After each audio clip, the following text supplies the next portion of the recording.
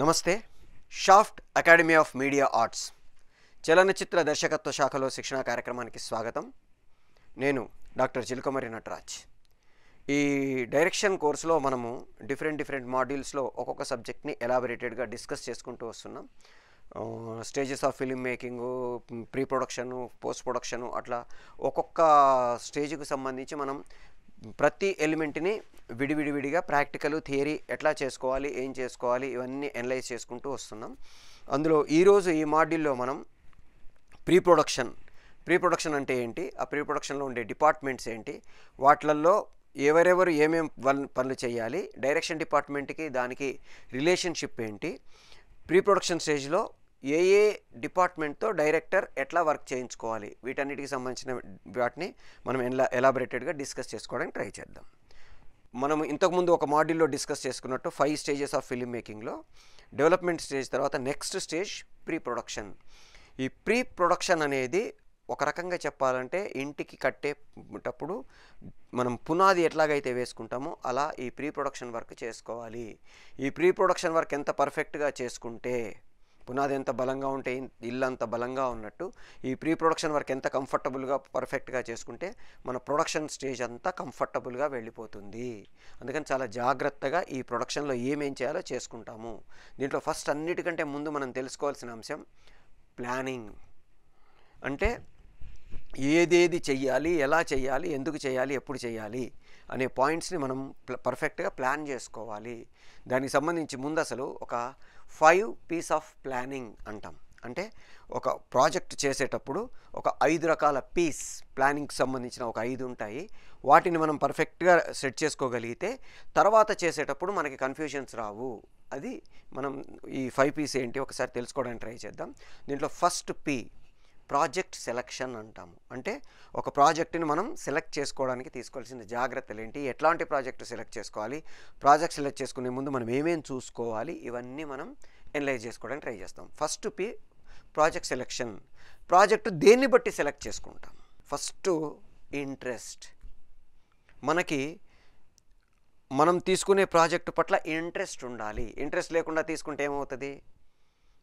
చేసేసామన్నట్టు ఉంటుంది.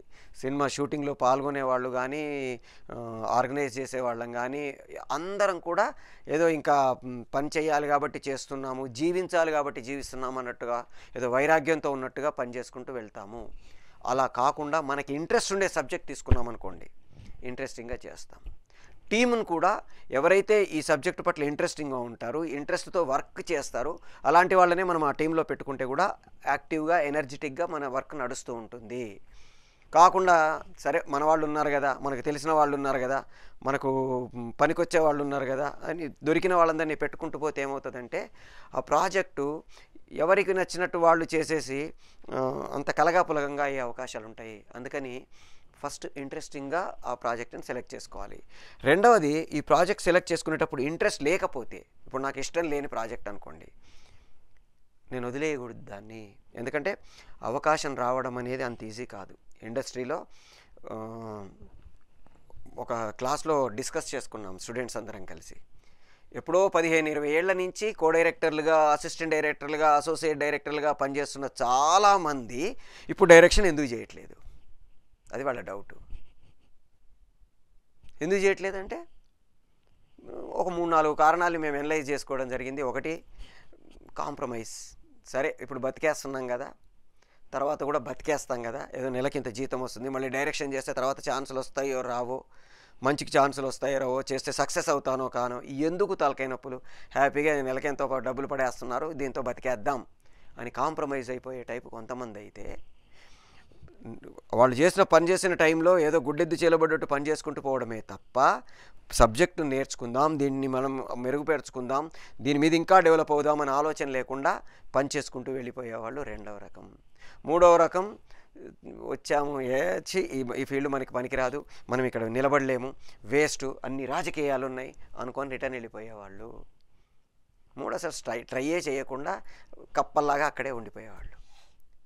సో ఇన్ని రకాల మనుషుల వల్ల దాంట్లో ఎవరైతే క్రియేటివిటీ ఉందో, ఎవరికైతే జీల్ ఉందో, ఎవరికైతే ఎనర్జీ ఉందో, ఎవరికైతే ముందుకెళ్ళాలి, డెవలప్ కావాలనే ఒక యాంబిషన్ ఉందో వాళ్ళు మాత్రమే డైరెక్టర్స్ అవుతున్నారు. దాదాపుగా సంవత్సరానికి ఒక 1500 మంది నుంచి 2500 మంది వరకు ఇండస్ట్రీలో పనిచేస్తున్నారు. ఎట్లా అంటే కొన్ని సినిమాలు మధ్యలో ఆగిపోయినవి ఉన్నాయి, కొన్ని రిలీజ్ అవుతున్నాయి ఉన్నాయి. సంవత్సరానికి 120 సినిమాలు రిలీజ్ అవుతున్నాయి యావరేజ్గా. ఇంకొక 150 సినిమాలు ఆగిపోతున్నాయి. అంటే 250 సినిమాలు, 250 ఇంటూ 5 వేసుకున్నా కానీ 1000 అయిపోయింది. కొన్ని పెద్ద బ్యానర్స్లో ఇప్పుడు RRR కానీ లేకపోతే ఇలాంటి సినిమాలలో 25 నుంచి 30 మంది డైరెక్షన్ టీం ఉంటారు. యావరేజ్గా తీసుకుంటే 15 నుంచి 20 మంది, మనకు 10 మంది మినిమం పెట్టుకున్నా కానీ 250 అంటే 2500 మంది రావాలి మనకి. సరే దాంట్లో రిపిటేషన్స్ అవి ఇవన్నీ తీస్తే మనకి మిగిలేదు ఎంతమంది? 1500 మంది నుంచి 2000. అంటే 2000 మంది ప్రతి సంవత్సరం పనిచేస్తుంటే కొత్త వాళ్ళు మళ్ళీ వస్తున్నారు, వీళ్ళు ఉండిపోతున్నారు, కొంతమంది వెళ్ళిపోతున్నారు. యావరేజ్గా తీసుకుంటే సంవత్సరానికి ఒక 3000 4000 మంది నెక్స్ట్ సంవత్సరానికి యాడ్ అవుతూ పోతున్నారు. సో ఇంతమంది అంటే దాదాపు ఒక 20-25 వేల మంది, 15 ఏళ్ళు తీసుకుంటే 25-30 వేల మంది మనకి డైరెక్షన్ డిపార్ట్మెంట్లో పనిచేసిన వాళ్ళు కనబడితే వీళ్ళల్లో ఇప్పుడు డైరెక్టర్స్గా ఉన్న వాళ్ళు ఎంతమంది? మళ్ళీ అదే 120 మందో 130 మందో రిలీజ్ అయిన డైరెక్టర్సే. దాంట్లో మళ్ళీ రిపిటేషన్స్ ఉంటాయి. ఇప్పుడు కొరటాల శివ గారు 5 ఏళ్ల నుంచి ఆయన డైరెక్ట్ చేస్తున్నాడు. అట్లా మిగతా వాళ్ళు కూడా రిపిటేషన్స్ తీసేస్తే కొత్తగా డైరెక్టర్స్ అవుతున్న వాళ్ళే ఎంతమంది? మహా తిప్పి కొడితే సంవత్సరానికి ఒక 50 నుంచి 70 మంది కొత్త వాళ్ళు మనకి కనబడుతున్నారు. మరి మిగతా వాళ్ళందరూ ఏమైపోయారు? మనం డిస్కస్ చేసుకున్నాం ఒక మాడ్యూల్లో, స్క్రిప్ట్లు రిజిస్ట్రేషన్ అవుతున్నాయి, అందులో నుంచి ఎన్ని ఎగ్జిక్యూట్ అవుతున్నాయని. ఎట్లాగైతే స్క్రిప్ట్ ఎగ్జిక్యూట్ కాకపోవడానికి కారణాలు ఉన్నాయో అట్లాగే డైరెక్షన్ డిపార్ట్మెంట్లో పనిచేసిన వాళ్ళు డైరెక్టర్స్ కాకుండా ఉండిపోవడానికి కూడా కారణాలు ఉంటున్నాయి. కారణం ఏంటంటే వాళ్ళ లైఫ్లోనే కాకుండా వాళ్ళు చేసే వర్క్లో కూడా ప్లానింగ్స్ లేకపోవడము, వాళ్ళకి ఆ పని పట్ల ఇంట్రెస్ట్ లేకపోవడము, డబ్బుల కోసము కొంతమంది, పేరు కోసం కొంతమంది, ఇక్కడ ఎంజాయ్మెంట్స్ చేయొచ్చని కొంతమంది, ఇట్లా రకరకాల కారణాలతో సినిమా ఇండస్ట్రీకి వస్తారు. కానీ నిజంగా సినిమాని ప్రేమించి, సినిమా అంటే ఇష్టపడి, సినిమానే వాళ్ళ లైఫ్ అనుకొని వచ్చేవాళ్ళు మాత్రం డెఫినెట్గా ముందుకెళ్ళడానికి ప్రయత్నం చేస్తారు. వాళ్ళే సక్సెస్ అవుతారు. వాడెవడో సక్సెస్ అయ్యాడు కాబట్టి నేను కూడా అవుతాను అనుకొని వచ్చేవాళ్ళు, లేకపోతే వాడు డబ్బులు సంపాదించేశాడు నేనెందుకు సంపాదించకూడదనో, లేకపోతే వాడికి పేరు వచ్చేసింది మనకెందుకు రాదనో, వాడే చేశాడు నేనెందుకు చేయననో, ఇట్లా రకరకాల కారణాలతో వస్తారు. ఈ కారణాలతో వచ్చిన వాళ్ళు ఎవ్వరు కూడా లాంగ్ రన్లో నిలబడరు. మనకంటూ ఒక కసి, మనకంటూ ఒక తపన, మనకంటూ ఒక ఇష్టం, ఇవన్నీ పెట్టుకొని వస్తేనే మనం ఇండస్ట్రీలో ఉంటాము. సో దానికోసం ముందు మనకి ఇంట్రెస్ట్ ఉండాలి. మనం వర్క్ చేసే వర్క్ పట్ల మనకి కమిట్మెంట్ ఉండాలి. వర్క్ పట్ల డివోషన్ ఉండాలి. మనం చేసే వర్క్ పట్ల డెడికేషన్ ఉండాలి. ఈ 3 Ds అని ఎప్పుడూ చెప్తుంటాం. Discipline, dedication, devotion. ఈ 3 ఎవరికైతే ఉంటాయో వాళ్ళు నెక్స్ట్ లెవెల్కి ఎదుగుతారు. ఇవి లేని వాళ్ళు అక్కడే ఉంటారు. సో మనం ఆ ఇంట్రెస్ట్ని డెవలప్ చేసుకోవాలంటే ఆ వర్క్ పట్ల మనం డివోషన్ పెంచుకోవాలి, దాని పట్ల అంకిత భావం పెంచుకోవాలి, దాని పట్ల ప్రేమ పెంచుకోవాలి. ఏ ప్రాజెక్ట్ సెలెక్ట్ చేసుకున్నా ఫస్ట్లో అందరికీ అన్ని ఇంట్రెస్ట్ ఉండాలని రూల్ లేదు. కానీ ఆ వర్క్ చేసే ప్రాసెస్లో దాని పట్ల మన పర్సనల్ ఫీలింగ్స్, పర్సనల్ ఎమోషన్స్ ఇవన్నీ పక్కన పెట్టేయాలి. మనం ఇంతకుముందు ఒక మాడ్యూల్లో మాట్లాడుకున్నాం వి మసూన్ రావు గారి గురించి. ఆయన భక్త తుకారం సినిమా డైరెక్ట్ చేశారు. నాస్తికుడు ఆయన. నాగేశ్వరరావు గారు, ఆయన నాస్తికుడు. వీళ్ళిద్దరి పర్సనల్ ఫీలింగ్స్ అన్నీ పక్కన పెట్టేసి ఒక భక్త తుకారం అనే ఒక అద్భుతమైన భక్తుడు ఆయన కథనే చేశారు. నాగేశ్వరరావు గారిని పర్ఫార్మెన్స్ చేస్తుంటే చూస్తే అబ్బాయి ఎంత దేవుడి భక్తుడో, పొద్దున్న లేస్తే ఇంట్లో పూజ చేయకుండా బయటికి రాడేమో అనుకుంటాం. మసూన్ రావు గారిని చూస్తే ఈయన అసలు మహానుభావుడు, అసలు పొద్దున్న లేస్తే తీర్థయాత్రలు చేస్తుంటాడేమో అనుకుంటాం. కానీ ఇద్దరు నాస్తికులు. ఆయన అడిగా నేను ఒక ఇంటర్వ్యూలో మసూన్ రావు గారిని, సార్ ఎట్లా సార్ అంటే ఆయన ఒకటే చెప్పాడు, మన పర్సనల్ అవన్నీ పక్కన పడేసి సబ్జెక్ట్ ఏముంది దాని పట్ల నీ ఇంట్రెస్ట్ని క్రియేట్ చేసుకో, దాని పట్ల నీ కమిట్మెంట్ని డెవలప్ చేసుకో, దాని పట్ల నీ డివోషన్ని డెవలప్ చేసుకో, సక్సెస్. 72 సినిమాల డైరెక్టర్. ఆయన చేసిన 72 సినిమాలు 65 సినిమాలు 150 రోజుల సినిమా. ఆయన ఇంటి పేరు వీరమాచినేని, కానీ ఆయన పేరు విక్టరీ మధుసూదన్ రావు అన్నారు. సో మనం ఎప్పుడైతే ఆ వర్క్ పట్ల ఇంట్రెస్ట్ పెంచుకుంటామో పర్ఫెక్ట్గా వెళ్తుంది. రెండవది క్యాలిబర్. మనం దాన్ని చేయగలమా? మన టీం ఏంటి, మనమేంటి, మనకున్న రిసోర్సెస్ ఏంటి. వీటిని బట్టి మన క్యాలిబర్ దానికి సరిపోతుందా సరిపోదా మనం ఆల్రెడీ ఒకసారి మాట్లాడుకున్నాం ఇంకొక మాడ్యూల్లో. రాజమౌళి గారిని భారతం చేయమంటే ఇప్పుడు నేను చేయలేను, దాన్ని నేను హ్యాండిల్ చేయలేను అన్నారు. రాజమౌళి గారు బాహుబలి, మగధీర, త్రిబుల్ ఆర్ లాంటి సినిమాలు చేసిన రాజమౌళి గారే అది హ్యాండిల్ చేయలేకపోతే ఇంకెవరు హ్యాండిల్ చేస్తారు? సో మన కెపాసిటీ ఏంటి, మన క్యాలిబర్ ఏంటి, మనం దీన్ని చేయగలమా? చాలామంది కొత్త డైరెక్టర్సు ఫస్ట్ స్టార్టింగ్ స్టేజ్లోనే అది చేసేద్దాం అని మొదలెట్టేస్తారు. మొదలుపెట్టినప్పుడు నేను దాన్ని హ్యాండిల్ చేయగలనా, చేయలేకపోతే ఏంటి ఆలోచించుకోవాలిగా. ఒక ప్రొడ్యూసరు మనల్ని నమ్మి ₹1 కోటి, 2 కోట్లు, 100 కోట్లు, 1000 కోట్లు ఖర్చు పెడుతున్నాడు అంటే ఆ ప్రొడ్యూసర్ నష్టపోకూడదుగా. మనం ప్రతిసారి మాట్లాడుకున్నది ఒకటే, ఒక ప్రొడ్యూసర్ సక్సెస్ అయితే ఇండస్ట్రీ సక్సెస్ అవుతుంది, ఒక ప్రొడ్యూసర్ నష్టపోతే ఇండస్ట్రీ నష్టపోతుంది. ప్రొడ్యూసర్కి సక్సెస్ నష్టము కలగజేసేది ఎవరు? డైరెక్టరే. అందుకని డైరెక్టర్ ఒళ్ళు దగ్గర పెట్టుకోవాలి. ప్రతి పైసా ప్రొడ్యూసర్ది కదా ఖర్చు పెట్టేద్దాం అనుకోకూడదు. ఇవి నా డబ్బులైతే ఎంత జాగ్రత్త పడతాను అంతకంటే ఎక్కువ జాగ్రత్త పడి మనం వర్క్ చేసుకోవాలి. అందుకని మన క్యాలిబర్ ఏంటి, మనం ఇది హ్యాండిల్ చేయగలమా లేదా? అందరికీ స్టార్టింగ్లోనే క్యాలిబర్ ఉంటుందా? అన్నీ హ్యాండిల్ చేయగలుగుతాం? మరి ఏం చేయాలి? ఈ సినిమా చేయడానికి నాకు అవసరమైన క్యాలిబర్ ఎంత, ఇప్పుడు ఉంది ఎంత, దాన్ని ఎట్లా డెవలప్ చేసుకోవాలి? ఇప్పుడు ఉదాహరణకి ఈ సినిమాలో విజువల్ ఎఫెక్ట్స్ చాలా ఎక్కువ ఉన్నాయి. నాకు విజువల్ ఎఫెక్ట్స్ మీద నాలెడ్జ్ లేదు. నేను సినిమా మొదలెట్టేసి మధ్యలో ఆపేసి సరిగ్గా చేయలేక ఇవన్నీ చేసే బదులు సినిమా మొదలు పెట్టే ముందే అసలు విజువల్ ఎఫెక్ట్స్ ఏమేమి ఉంటాయి, ఎట్లా చేయాలి, షూటింగ్ టైంలో తీసుకోవాల్సిన జాగ్రత్తలు ఏంటి, పోస్ట్ ప్రొడక్షన్లో తీసుకోవాల్సిన జాగ్రత్తలు ఏంటి, ఇవన్నీ తెలుసుకొని నేను మొదలు పెడితే ప్రాబ్లం రాదు. చాలామంది ఏం చేస్తారు, అప్పటికి చూసుకుందాంలే, అప్పటికి చూసుకోవడం కుదరదు. సినిమా అనేది పరిగెడుతూ ఉంటే, ఒకసారి సినిమా స్టార్ట్ అయితే పరిగెడుతూ ఉంటే అప్పుడు చూసుకుందామనే ఆలోచనే కుదరదు. అందుకని ముందే పర్ఫెక్ట్గా, అందుకే ప్లానింగ్ గురించి మనం ఇప్పుడు మాట్లాడుకునేది.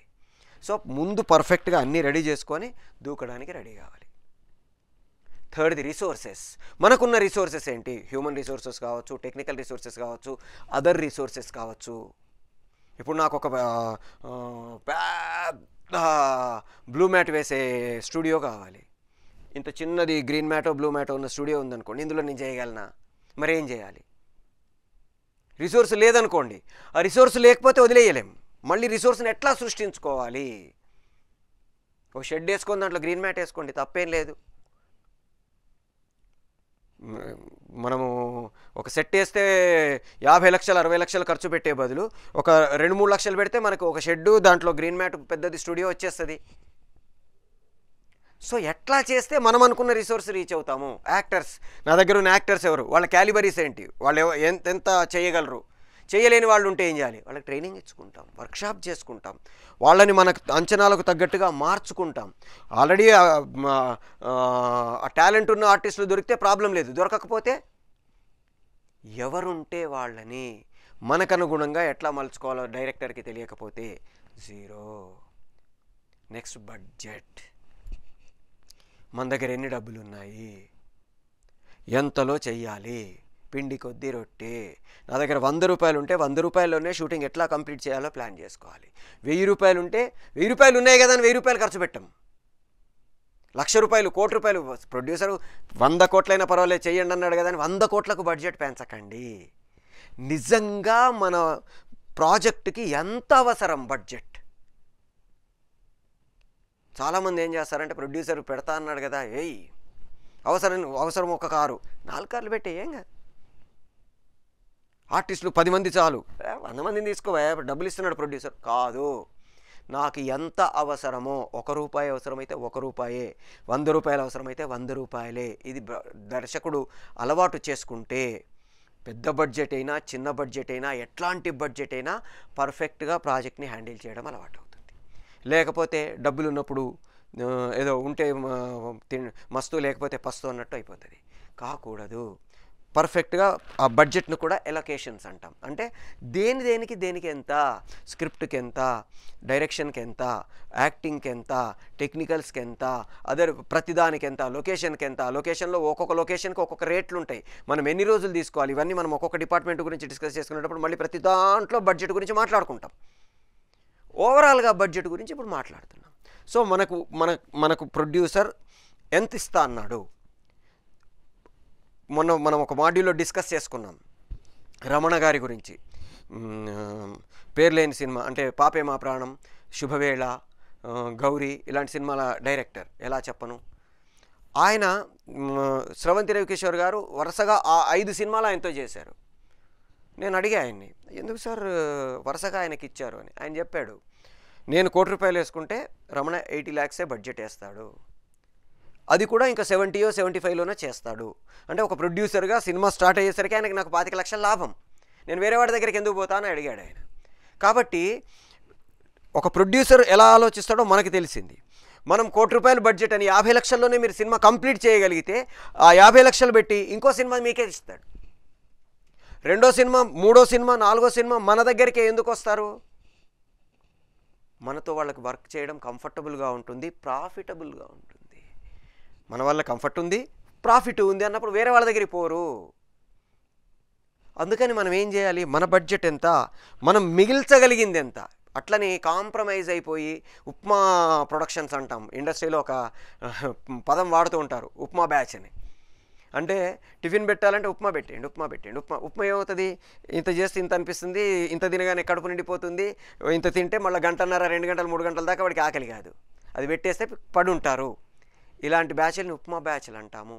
వద్దు, మన దగ్గర వర్క్ చేసేవాళ్ళు కంఫర్టబుల్గా మనతో పాటు ఇంకోసారి పని చేయాలి అనుకునేటట్టుగా పనిచేసేటట్టుగా మనం బిహేవ్ చేయాలి.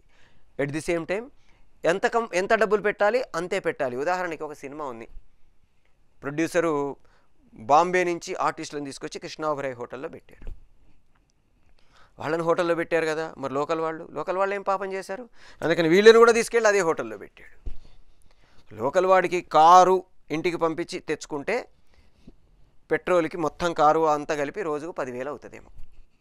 హోటల్ రూము ఒక్కొక్కటి 25,000, 50,000 అలా ఉన్నాయి. ఈ నలుగురిని తీసుకురావడానికి ఒక కారు వాడితే 10,000లో మొత్తం అందరూ వచ్చేస్తారు. అట్లాంటిది నలుగురిని హోటల్లో పెడితే 1,50,000, 2 లక్షలు ఒట్టి హోటల్కి అయింది.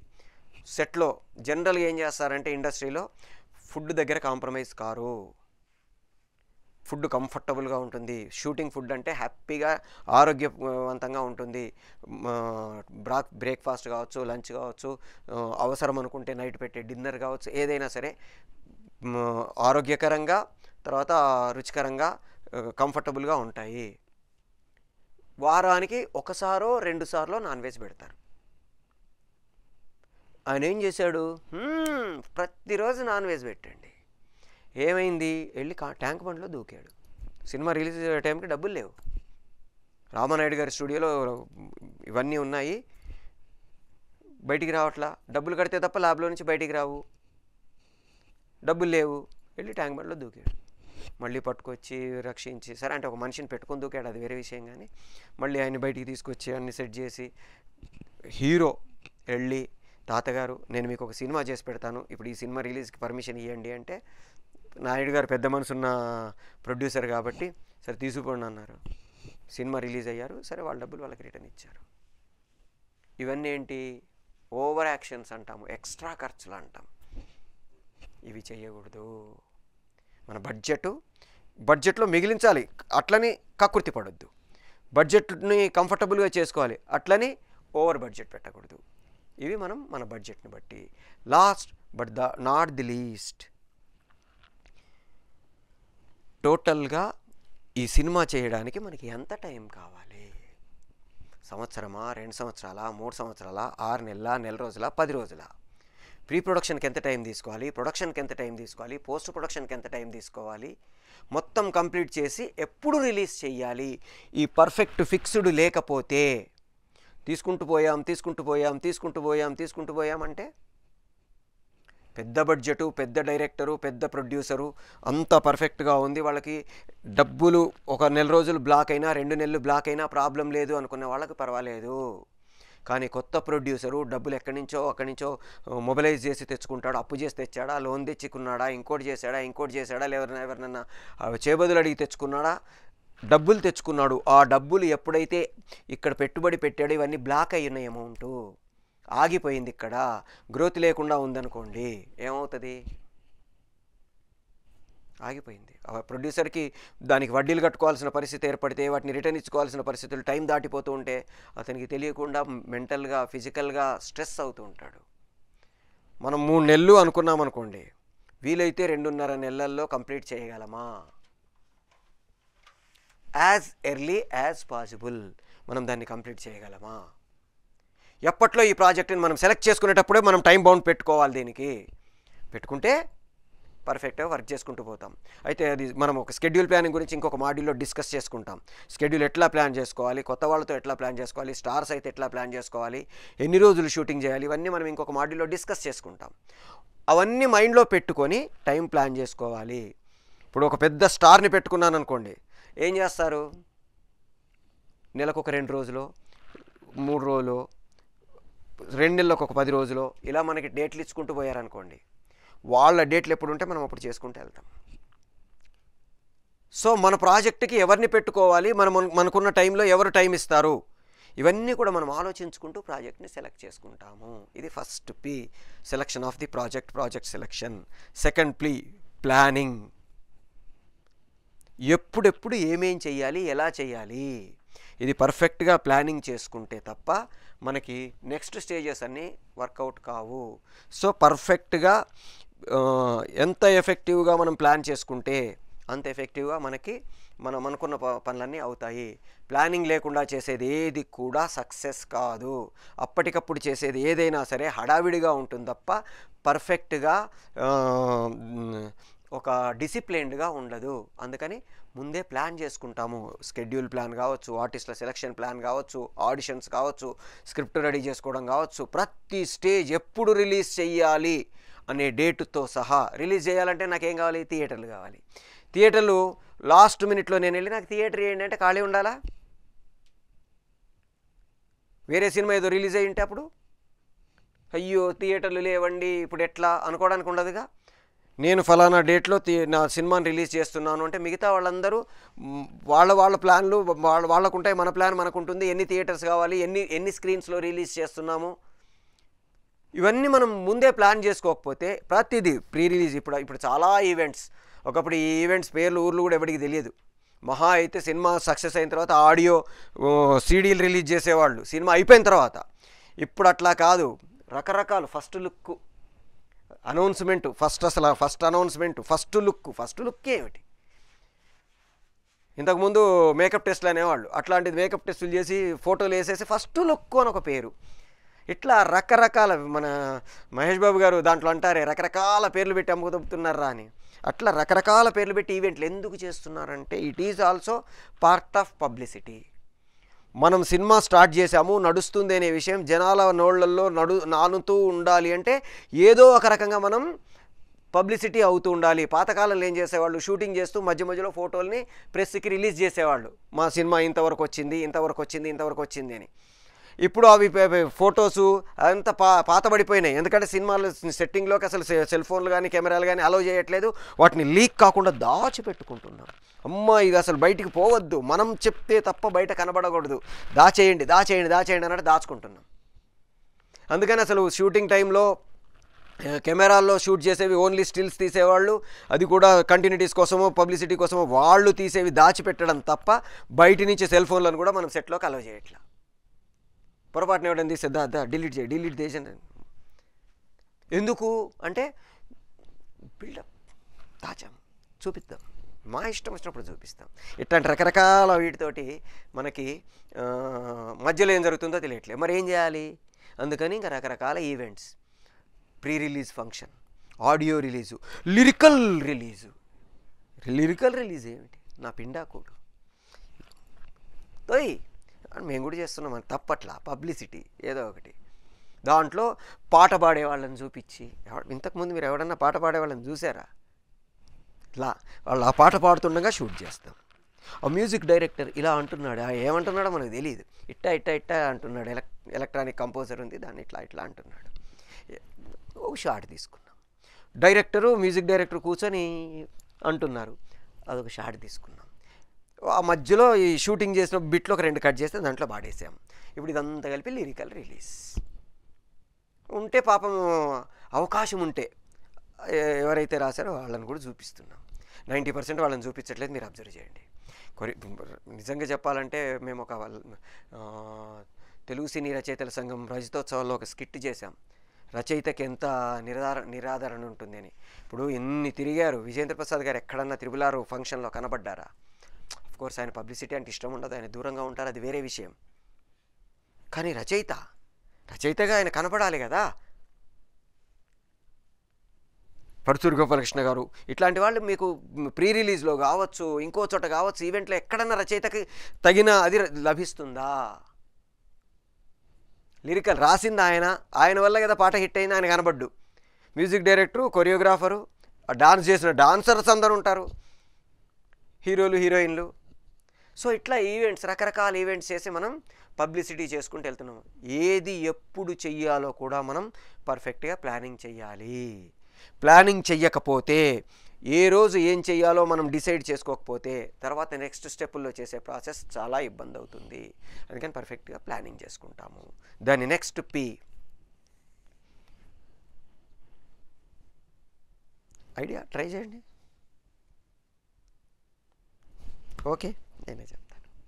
మనం ప్లానింగ్ చేసిన దాన్ని ప్రిపరేషన్స్ చేసుకోవాలి. మనం ఎంత పర్ఫెక్ట్గా ప్రిపరేషన్స్ చేసుకుంటే, ప్లానింగ్ చేసుకున్నాము, ఆ ప్లానింగ్ చేసింది ప్రిపరేషన్స్ చేసుకోకపోతే మనం ఎంత పర్ఫెక్ట్గా ప్లాన్ చేసినా జీరో అవుతాయి. ఉదాహరణకి నేను ఒక ట్రిప్కి వెళ్ళాలనుకున్నాను.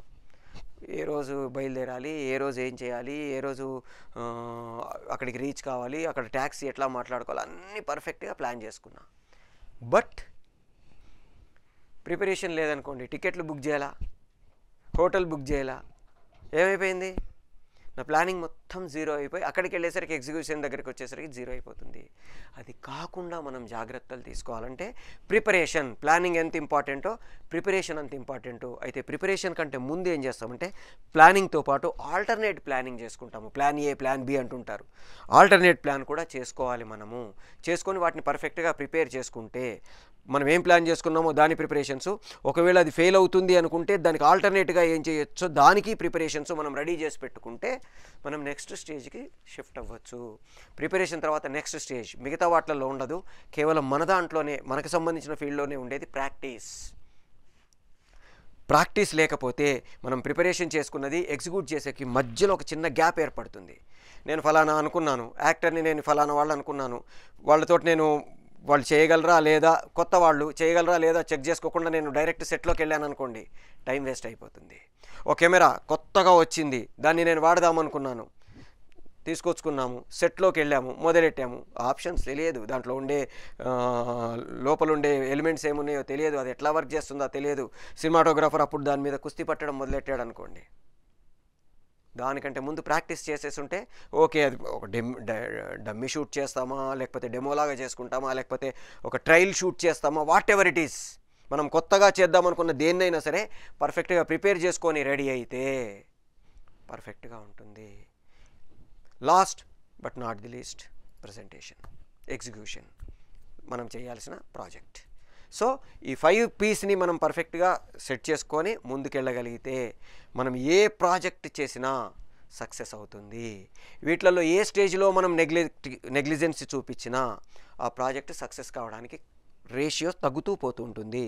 సో మనం చాలా జాగ్రత్తగా ప్లాన్ చేసుకోగలిగితే మనం వీటన్నిటిని మనం ఎగ్జిక్యూట్ చేసుకోవడానికి అవకాశం ఉంటుంది.